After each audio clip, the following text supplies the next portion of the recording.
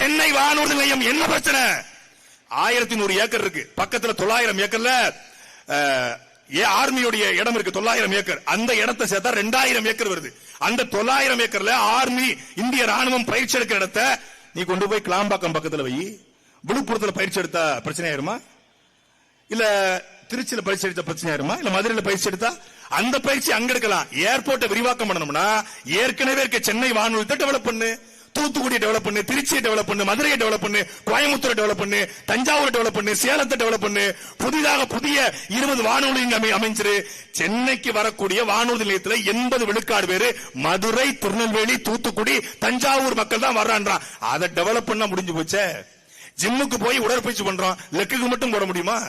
பைசப்ஸ்க்கும் போடணும், ட்ரைசப்ஸ்க்கும் போடணும், ஷோல்டருக்கும் போடணும், பேக்குக்கும் போடணும், அதுக்கப்புறம் அப்டாமலுக்கும் போடணும், எல்லாத்துக்கும் போடணும்.